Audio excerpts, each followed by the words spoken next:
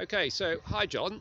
I wonder if you could tell some of the people on my course, what do you look for in a weather forecast if you're going to be planning a trip? And just to let people know, John is a really active sea kayaker, but he also happens to be a weather forecaster by profession. So maybe with luck he'll give us a few top tips and handy hints. Okay, my area is obviously the Channel Islands. I know it pretty well. I know where the good forecasts are because, well, my staff write them. Obviously, it's going to be different from around the country. You'll need to understand where your weather forecast comes from to know the quality and whether it's the right forecast for what you're actually planning. You've got the inshore waters forecast, which comes from the UK Met Office, and that's forecasting for up to 3 miles offshore. Again, that's a useful one to do, but you might have better local ones. I don't know, you'll have to actually look at those. Now that's the first start. Have a look at those.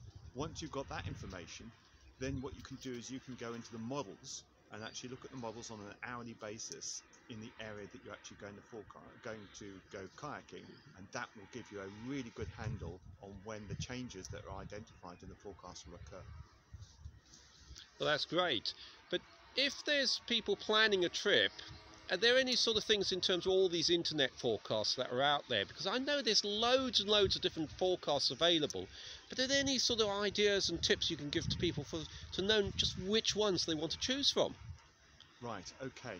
A lot of the forecasts that are on the internet are all from a model called the GFS, which is the General Forecast System. It forecasts for the globe and is not necessarily the best model, but it is a very good model for generally planning ahead. So if you're thinking about 2 or 3 or 4 days ahead, that's a really good one to go for. If you look at Wind Guru, for instance, or Magic Seaweed, they tend to identify the models they're actually using. But if you want something that's more detailed and is also for the UK, then you might actually be better off using something like the BBC Weather app, provided that you can actually get a location which is close to the place that you're actually trying to paddle in. That's a very good one. It uses one of the UK Met Office models, which are actually designed for obviously the UK. UK Met Office is another place where you can actually look for models that will be quite useful. And obviously it's worth looking at 2 or 3 different sites, but make sure you're not looking at exactly the same model, otherwise you're not going to learn anything new, just to see what range of variations there are in the model output. And that will give you a good clue as to how much confidence you've got on the model.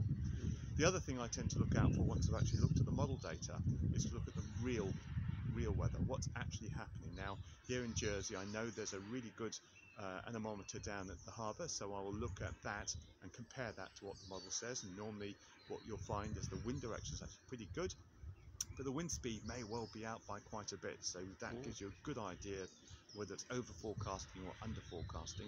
And equally, you can look at any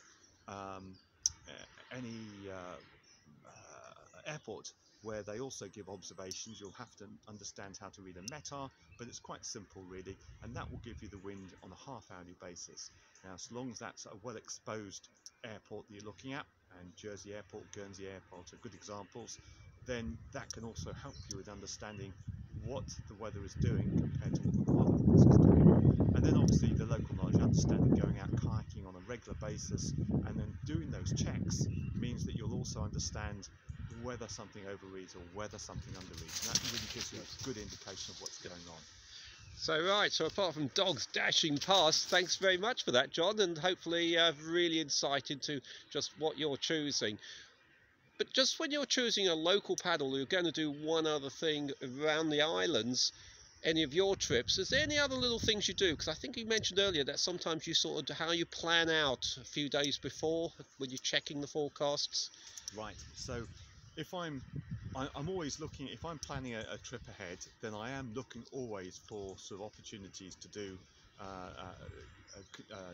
different types of paddling experiences. So it might be a downwinder, in which case we're looking for wind in a certain direction, or it could be a trip out to the Echoes, which is 6 miles offshore, in which case you want the minimum amount of wind possible and hopefully a bit of sunshine as well.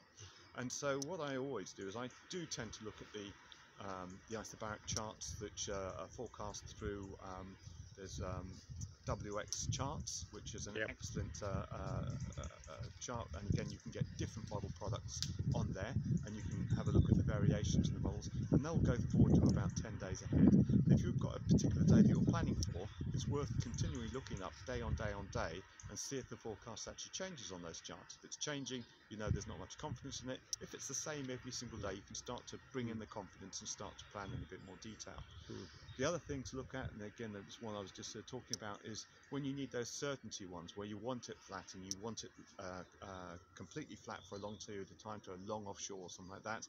Then if you've got high pressure which is developed, and then you notice the high pressure is slowly subsiding, the pressure is actually dropping in the middle of a high pressure, which quite often happens in the sort of shoulder months of the summer.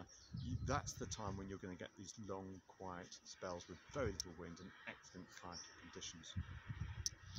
Well, that's great, and I think that gave us a few great tips there, so thanks very much, John. One more. Oh. Okay. The sea state, really important. Obviously we inferred that at that point, and to understand what's going to happen on the sea state, obviously if the wind is offshore, it potentially is going to be flatter than if the wind is blowing onshore. That's pretty common knowledge. But another thing to bear in mind is if the air is colder than the sea, then it will tend to be cooked up by the warmth of the sea, and it will tend to be a lot more unstable. The air goes up and down instead of along, and that pummels the surface of the water, which then increases the choppiness of the water. If you've got sort of warmer air going over colder sea, that actually flattens everything off, so you end up with a much flatter surface than you expect.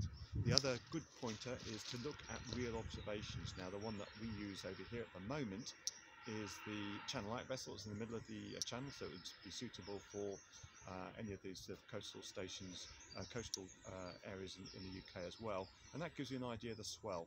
And if you just Google WMO 62103, that brings back channel light vessel, and you can look at the wave height out there, and that gives you a good indication of what's going on. Okay, that's thanks. Well, I think it sounds like your dogs are saying you've talked enough, so I think we wind up here, and thanks very much, John. Okay, Cheers. welcome.